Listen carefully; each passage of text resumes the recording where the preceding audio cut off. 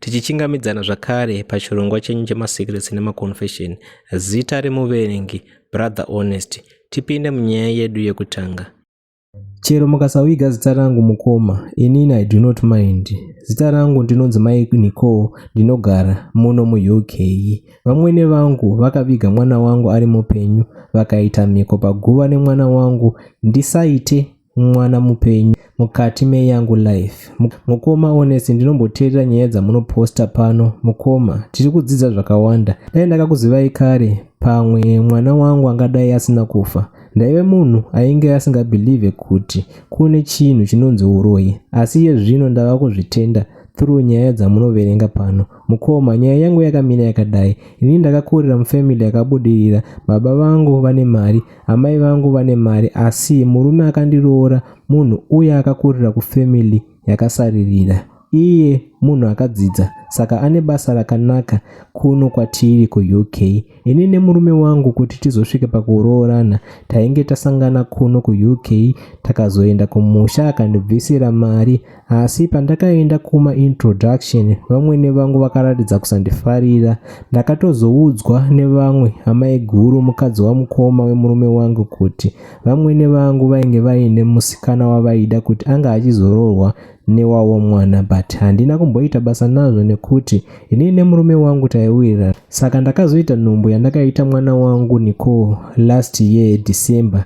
Takaenda kuholiday kumusha kwemurume wangu. Nicole ainge ava ne3 years. Takasvika takarara one night. Mangwana acho makuseni mwana akangomuka achidziya muviri. Takamhanya naye kuchipatara chepadhuze kumusha, takanonyorerwa mushonga. Murume wangu akaenda akanotenga mushonga.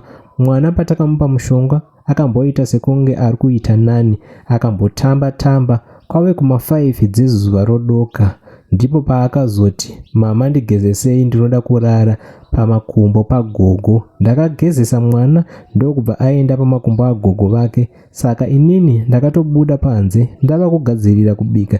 Ndakanzwa vamwene vangu vava kundidaidzira kuti mai Nicole.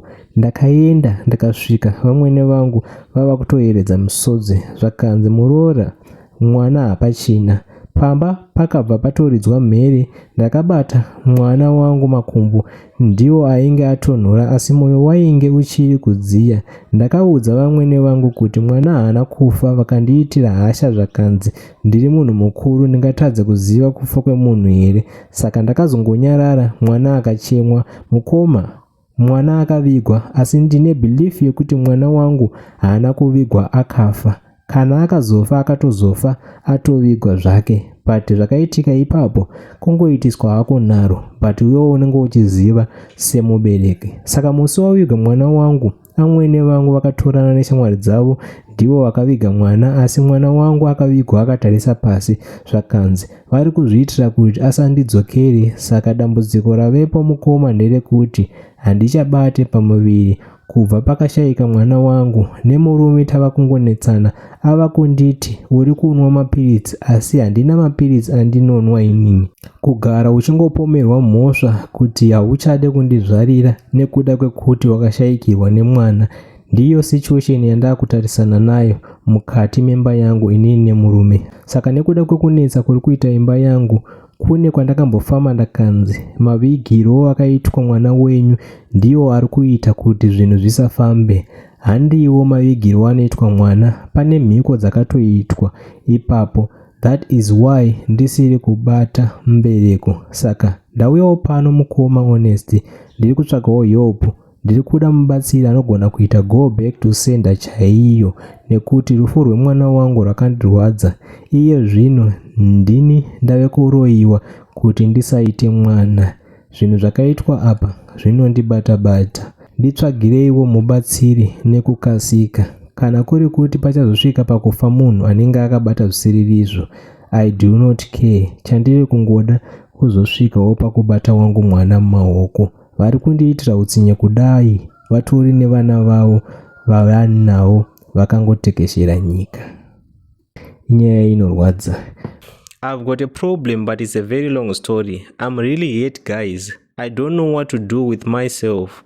My name is Tendai. I'm a Zimbabwean woman, 34 years of age, and every morning when I open my eyes in this small room kwa Harare kwandinogara uku, the pain hits me again like a stone in the chest. Ndakabva munyika ino yeZimbabwe years ago. Back then it was bad, but not as bad as it is now.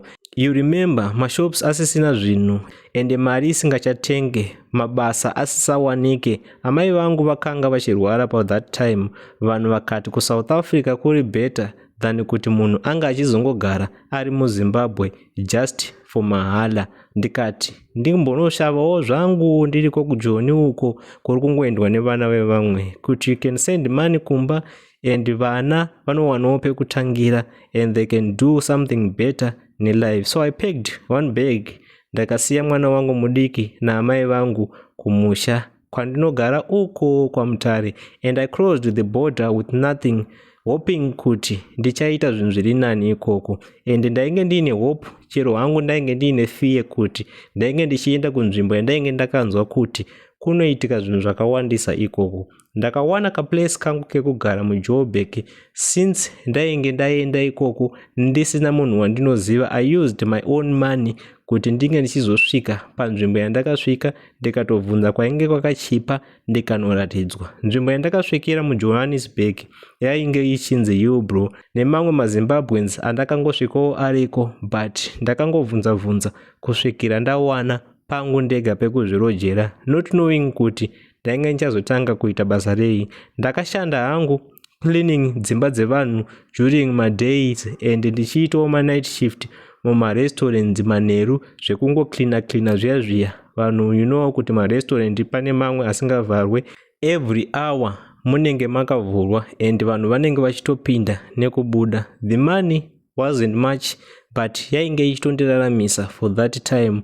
What I had never seen kuti chii chainge chichazouya kumberi. Ndaitumira most of the time kumba every month. For a while ndaifunga kuti maybe life iri kutenda kuva better. Ndakatenga small phone kuti nditaure nemwana wangu, ndikabva ndatengawo hembewo dzangu dzainge dzakachipa because ma prices emuSouth Africa haafanani neemuZimbabwe. I even started saving a little for the day. I really wanted kuti mwana wangu anga achizouya, anga achizogara neni. Then ndipo pakuzotanga xenophobia yakauya iyi. Haina kuuya zvine runyararo, this time yakauya ine hasha. One day muma streets mainge muri normal, then the next day zvinhu zvainge zvatochinja. Vanhu hatichatodiwe, maforeigners akunzi ngaaende. Vanhu vakutanga kungopinda mashops vachiluta, vamwe ndo vainge vachidzinga vanhu. With my accent zvainge zvisingaite kuti ndinge ndichizosocialize nevanhu. Ndainge ndichatozongozivikanwa kuti munhu uyu haazi wemuno. Vamwe vachirohwa. Ndakaona murume mumwe ainge achizvuzvurudzwa achinzi murume uyu haasi wemuno, he must go, achikikwa and I couldn't stand it. I had to walk very fast panzvimbo yandainge ndiri. Then ndikabva ndaenda kumba. Murumu ndakasvika ndikatozvikira, ndikabva ndatombonowanda pasi pebed for a while nekuda kwezvandainge ndaona, chero hangu ndainge ndazvionera kure. The noise yainge ichiitika ikoko kunzvimbo yandainge ndichibva, because ndiko kwandaienda kunoshandira, and it was away Mbijana nekwandainge ndichigara. Up until the day noise iyi yazosvikawo kunzvimbo yandainge ndichigara, wakungoona vanhu vachifamba vachiita noise hutsi mumastreets, and it was fear after fear each and every day. Pakangoita someone angodaidzira kuti uyu haasi wemuno, paitotanga chifaya. Tainge ndava kugara ndiri logged in for days, tichidya for the last meal yainge irimo mumba, ndichingonwa mvura nemadrinks andainge ndinawo. I stayed inside for a very long time, ndisingaende panze kana kurestaurant. Kuuya vakangoshamisika kuti ko munhu uya wai asiri kudzoka kuuya kubasa achibatsiridza. And that time basa rainge ratoti wandirirei. Chero even vanhu vandaiitira mapart time ekuwachira hembe vaya vakazongoona munhu haachawanike, vakafungidzira kuti maybe ndainge ndadzokera, not knowing kuti ndichirimo muSouth Africa. Ndakazvivharira hangu ndiri kungotya chete kubuda. Vanhu vakanga vachipeka whatever they could, and pandakazobuda panze ndakabva ndazoona zvinhu zvainge zviri different. Mustreets musisina vanhu, not even munhu wekuziva wepanze. Vanhu vese vekuMalawi wandainge ndichimboona ndichisangana navo vese, hapana kana one wandakazomboona. Hatichade hangu kutaura vedu vekumusha, not even a sign yemunhu wekumusha yandakamboona. Then pachitoratidza kuti a lot of shops dzakalutwa. Izvi zvakatoisa fear yakawedzera mukati mandiri. Knowing kuti I've got nothing chandainge ndiinacho kuZimbabwe, but my threats aingoramba achiwedzera. One night a group of young men yakanga yakamira kunze kwebuilding yandainge ndichigara vachidaidzira kuti vari kuda kupisa building iyoyo. Then landlord akazongoita chivinja akatiudza kuti tinofanira kuti tinge tichipeka zvinhu zvedu tinge tichibva panzvimbo. Police vakati they want kuprotecta munhu wese, but izvozvo zvainge zvisingaite nekuda kweuwandu hwainge hune vanhu vainge vachida kuti ataka. So I joined the long line yevanhu vainge vachitumidzirwa mabhazi emahara kuti ndinge ndichizongodzokera hangu kumusha, chero kuri kunzi ndasiyirwa kuBedbridge. Chero ndasvika kunyika yedu ndainge ndisisina basa nazvo. So that is the route that I took. Ndakacrossa back into Zimbabwe with almost nothing. Nefiye yandainge ndinayo, chero ndainge ndatengawo tumudziyo twangu twandainge ndichishandisa. I had to leave everything like nothing happened. Ndakangozvisiya zvese murumu iyoyo kana landlord handina kumuoneka because ainge agara atipa notice nechekare. The same bag yandainge ndauya nayo kuSouth Africa years ago ndo yandakangoshandisa zvakare kudzokera ine tuhembe twangu, and it's very traumatizing maitikiro aiita zvinhu ipapo. Ndakafamba ndiri mubhazi kusvika ndisvike kuZimu ndichingofunganya kuti kwandabva chii chichasara chiitika, kwandiri kuenda zvichazofamba sei, but ndainge ndiine peace yekuti ndichazongosvika hangu kwandiri kuenda ndiri mupenyu. Coming home it felt like stepping into the house that had already collapsed.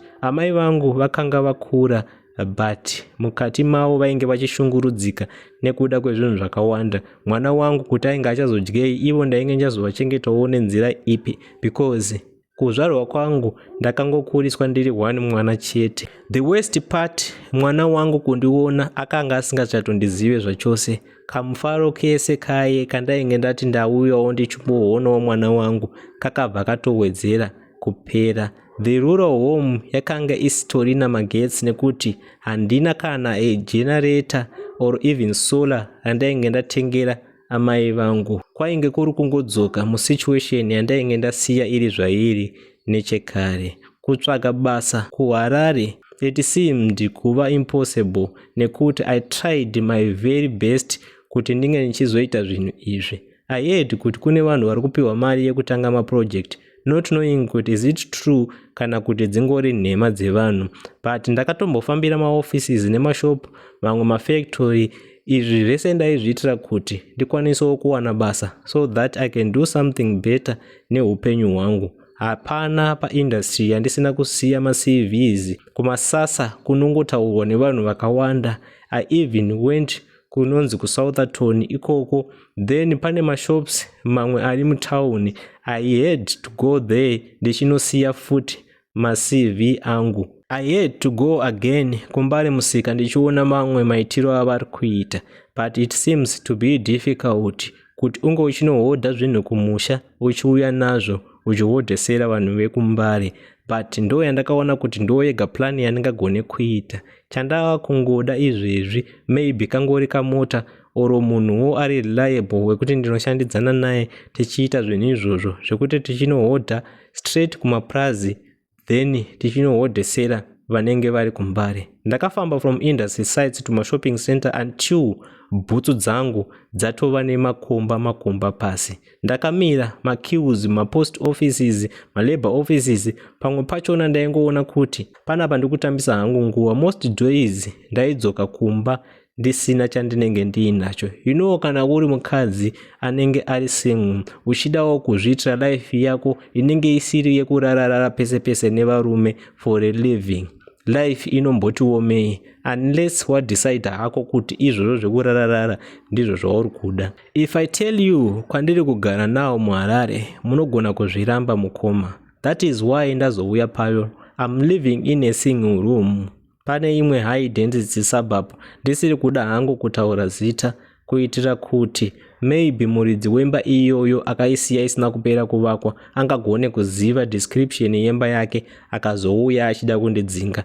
Ndipo pamba pandiri kugara ipapo vanhu vandakasiya kumusha, they don't even know kuti ndipo pandiri, but ndiri hangu muHarare kudhuze nemaopportunities ekuti kana pakazowana munhu anenge achida kundibatsira anondibatsira ndiri padhuze. At least imba yandiri kugara it has got a roof on top. Ndakazodecide kuti ndinge ndichitanga hangu kutengesa zvinhu after ndaenda ndichinotaurawo nemumwe anoitawo zvekutengesa, ndikamutaurira situation yangu then akandinzwisisa. I'm now selling by roadside but no one knows kuti life yandiri kurarama after ndabva pandinenge ndiri yakamira sei. I sell everything mukoma. I don't want to lie, from tomatoes, airtime, mabhero anenge asisadiwe aya ndinomatora ndonomaita real sale, even though vanhu vakawanda vasisazvide zvemabhero izvi. Some days ndinowana enough yekuti ndinge ndichizotengawo chingwa ndinge ndichidya. I'm doing this for my mother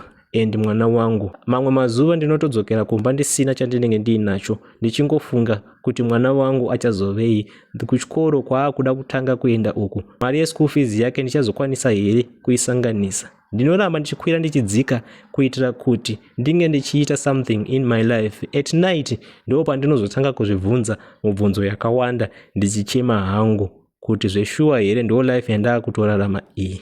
But I'm happy kuti handiite zviri kuitwa nevamwe vakadzi and you know it. I don't want to blame vanhu vakatidzinga kuSouth Africa nekuda kwekuti inyika yavo, they've got the right to do whatever they did, but ndinongodembera mhuri yangu. The other thing I always think about, shamwari dzangu vamwe who never made it back kudzoka kuno kuZimbabwe, the ones vainge vachirohwa, vamwe vakazongodisappear vasiri kutozivikanwa nanhasi kuti vari kupi. Ndinofunga nezvemari yandainge ndichitumira kumba yainge ichiraramisa amai vangu for kanguva ikako, kuti nawo havachakwanise kuiwana mari iyoyo because ndakadzoka ndiri kutotamburawo ndiri munomu muHarare. Now there is no money left kuti ndinge ndichisendera amai vangu zvavari kumusha ini ndiri kwandiri. I also think about my body that used to be strong, but nekuda kwezvakuitika kwandiri I'm becoming weak and weak every day. I try always to be strong, but ndozofunga nezveshame yekudzoka with nothing after ndapromisa kuti ndichadzoka nezvinhu zvakawanda. Vanhu I know vachanditi be strong, Mwari vachakuzarurira, but zvinhu izvi zvinondidya moyo. At least vanhu vanogona kunditaurira kuti wakadzoka kumba wakaita a good decision than kuti unge uchiurayiwa. Chinhu chinozongondipa sipa chete, when I walk in the streets ndinoona vamwe vakadzi like me carrying the same quiet exhaustion, the same silent questions. Some of them also came back from South Africa after my attacks iyayo. Ndinozama nepese pandinogona mukoma kuti ndinge ndichizomiririra mhuri yangu. Kana paine anenge achida kundibatsirawo munogona kushare nhamba dzangu then anga achindibatsira, I do not mind, but ngakusazove neavo varume vanenge vachida kutora advantage yevakadzi. My story mukoma is very long. I can even write up until tomorrow ndichingokunyorera chete nekuda kwepain and the situation that I am in. I don't even know how to start again, and ndizive which door to knock on next, and ndizive how to explain to my son while the life I dreamed for him keeps slipping further away. Zvinhu izvi zviri kuitika ndakatarisa mukoma. Ndinozongomuka ndichizongoti regai ndiende ndinoshandira mwana wangu. There is nothing else I can do than kuva strong for those that I want to protect and love. I hope kuti ndichawana vanhu vanogona kundibatsira mukoma. Ndo nyaya yangu iyoyo in short. What a short long story. Vanhu vane masituation avari kusangana nawo, especially vanga vari kuSouth Africa, vakawanda. Hanzi ndakambonzwa kuti kune program iri kubatsira vanhu vakabva kuSouth Africa. Link us mucomment section kana arimo zveshuwa maprograms ari kubatsira vanhu vanenge vakabva kuSouth Africa vadzoka muno muZimbabwe kuti vange vachibatsirika, vanobatsirika nasei. Or you can just write kuti tora nzira iyi, or else kune vanoda kubatsira zvechuwa mungouya kwandiri then ndokupai nhamba dzavasisi vedu ava. Please help me panyaya yangu iri kundirwadza every day. Inini I'm a single mother of 2 ndinogara kuEastern Cape ndiri muSouth Africa. I'm struggling zvakanyanyisa. Please help me because it's been long ndichitenderedzwa muna 2017 ndakajoina housing project vainge vachizviti ivo tinofanira kunge tichibhadhara mari kuofisi iri padhuze. So inini first payment ndakaenda kuport Elizabeth ndikawana maofisi kubva kune mumwe mukadzi anonzi Name Hidden nemumwe anonzi Name Hidden. Vakanditi ivo ndibhadhare partnership fee for 3 months, ndikavapa 750 rands. Vakati lawyer wavo ari kuda fee ye 1600 rand, ndikavapa. Vakanditi chibhadhara ye deposit ye housing project yacho, ndikavapa yainge ichiita 16,000. That was equivalent to $1,000 for that time. Ndobva vandipa ma receipts, ndakabuda ndikaenda. Muna 2018 ndakanoita second payment yangu kuma offices ekuJoburg muna Bree Street. And again kuma offices avo ndakasvika kuna Name Hidden nevamwewo vasikana vaishanda imomo vandisingazive nemazita. So ndakapa musikana uyu mari iyi, vakabva vandipa affidavit nerimwe receipt again. Same 2018 yeye ndakadzokera neimwe 16,000 yechi3, but ndakarasa ma receipts ayo. Ndakatorerwa kabag nefoni yangu ndichienda kuna Bree Tax Rank kunokwira mataxi anenge achienda kuCosmo City kwaigara brother yangu. Iyi yakapedzisira chete tukaisiya hedu, haina problem because proof yacho handisisina, yakarasika. Mukufamba kwenguva muna 2021 ndakazoona kuti hapana chimuko, ndikafona kuma offices ndichiti vandidzorere mari. Vakati okay, takuisai paqueue, tichakufonirai kana zita renyu richinge rasvika. Kubva ipapo ndairamba ndichifona kuna Name Hidden, akazonditi endai munopiwa mari yenyu kuZimbabwe. Ndopandakazoenda muHarare kune maoffices this church. Ndakatenderedzwa veduwe, vakazonditi anoita nezvemari haapo. Nanhasi handina mari yandakawana back. Iye wachona wandakapa mari wacho akatondibloka. Maoffices ekuPE akavharwa. Mareceipts ese ndinawo. I've got proof. Ndiri kurwadziwa kubirwa kwandakaitwa kane Mwari. Ende ndakabirwa hangu proof ndiinayo, but mamwe mareceipts handisisina. I can go back home and do something nemari iyoyo kana kuri kuti vakwanisa kundirifanda mari yangu. Upenyu hwakaoma muno muSouth Africa. Can you please help me panyaya iyi kune vanoziva kuti ndingabatsirike sei? Moving on, tichienda panyaya yedu inotevera. Iniwo ndakavharwa neanonzi mufundisi Name Hidden nemudzimai wake. Vakandivhara inosvika iyo $170. Vanhu ava vari based kuMozambique. Vakandinyebera kuti vanotengesa mabhero, ndokuvatumira mari yangu. The following day ndobva vandibloka vose, mukadzi nemurume. Zvinhu izvi zvakaitika last year. Nanhasi mwoyo wangu uri kungorwadza kuti zveshuwa here ndobva zvasvika apa.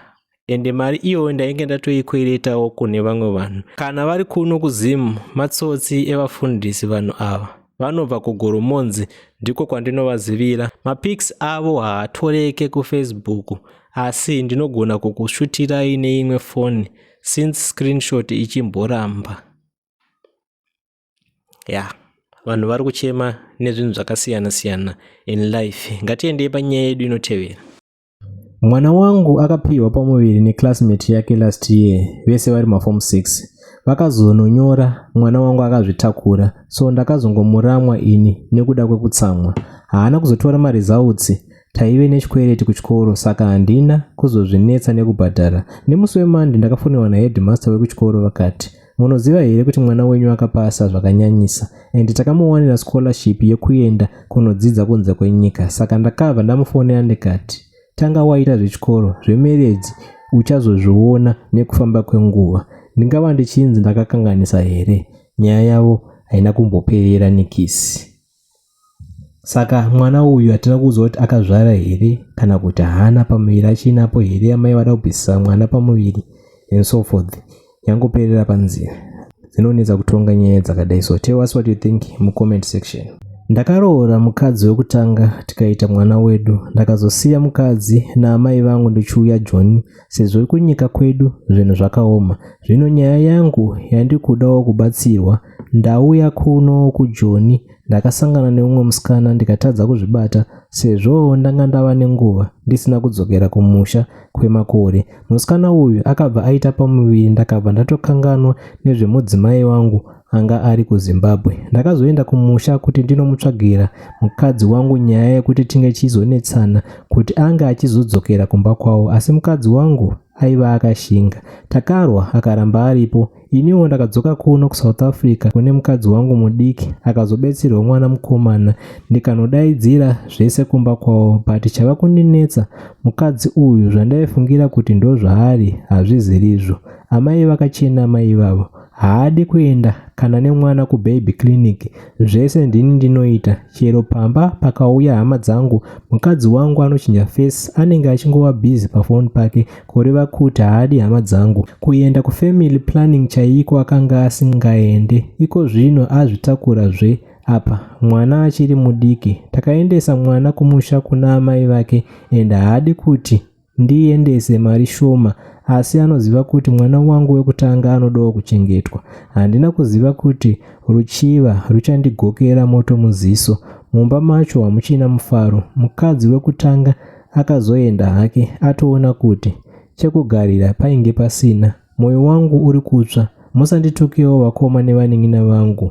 Ndiri kuda rubetsero. Ndafunga kuti ndomuendesa achinobatsirwa pamuviri paainapo ndobva ndangosiyana naye zvangu. Ndiudzei kuti ndiri kuronga kuita zvinhu zvakanaka here kana kuti. Thank you for listening. Ngatisanganei zvakare mune chimwe chikamu chinotevera.